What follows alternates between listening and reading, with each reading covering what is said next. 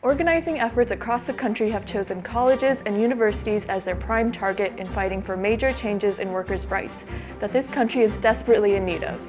Why? Because we win. And here's how you can win too.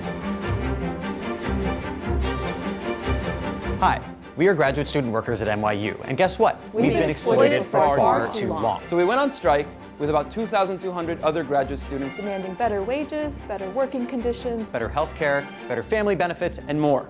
You know, basic stuff that every worker deserves. Over the last few years, graduate students at Columbia, UC Santa Cruz, Yale, Harvard, and many other schools have gone on strikes. demanding better wages, healthcare, family care, COVID-19 protections, and so much more. including us here at NYU's Graduate Student Organizing Committee, or GSOC, the Graduate Student Union, where we just won a historic contract. And we won big.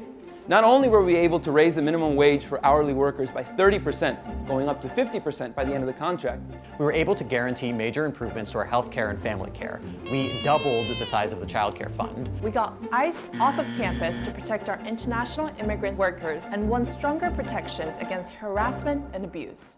More than 1,000 NYU graduate students are on strike as their union bargains a new contract with the university.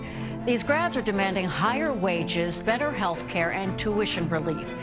NYU is one of the most profitable and expensive universities in the world, in one of the most expensive cities in the world. Cuts to graduate student workers' teachers' salaries, increased hiring freezes, massive accumulations of student debt. furloughs, layoffs, and more have been on a sharp increase over the past decade across public and private universities. And have only been exacerbated by the COVID-19 pandemic. The cost of education has skyrocketed to 8 times higher than the increase in wages. This agreement wasn't just for us. It was a message to NYU leadership that things can't go back to business as usual. Workers across the country should care about every contract fight. Every single contract of collective bargaining rights improves the conditions of workers across the country because it makes it easier for them to organize. But specifically for us at NYU, why does it matter? Well, frankly, because we raise the floor for the whole industry.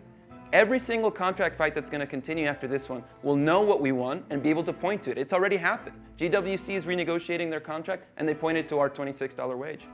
I think it's just a matter of making sure that every contract is able to set a standard, and ours did. Let's break down how this historic agreement happened and shed some light on the nuanced process of negotiating as a union. Open bargaining. Early in our contract fight, we insisted that bargaining sessions, where the bargaining committee of GSOC workers negotiate a contract between workers and the employer, remain open to all GSOC membership. Observers present for those negotiations advised on contract movement and caucuses before, during, and after each session, holding NYU accountable to our collective power. A strong 3-week strike.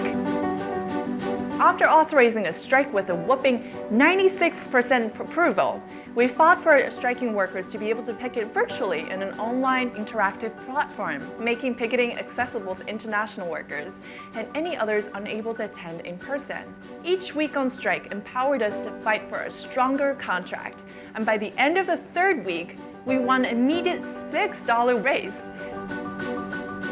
Community support. Members of our sister higher ed unions, including GWC and PSC, donated food, picketed with us in solidarity, and made their decisions in their own contract fights that set the standard for what we could achieve in ours. Memorably, undergraduate organizers in NYU YDSA took active roles in leading picket line activity every day and helped phone bank to ensure a strong strike turnout. Number 4, consistent organizing. Organizers had several one-on-one conversations with GSOC members about our contract demands throughout our contract fight. We set up virtual phone banking sessions ahead of the strike vote to ensure a high voter turnout number, and continued to discuss the nitty-gritty of our contract demands in frequent membership meetings, surveys, and article committees. A democratic union means a union where the collective, not a select few, informs our strategy and our actions. Negotiating was at the heart of what we did, but ultimately what we won was because of the people that stood behind us, all 2,200 of us. It meant that organizing couldn't take a backseat to our negotiating. In fact, our negotiating had to follow our organizing strength and capacity. It's what it takes to win. People, not just simply savvy negotiating. We encourage you to find out more about your local university's student union and how you can get involved to take action to help improve the lives of your peers, co-workers, staff, and other workers across campus.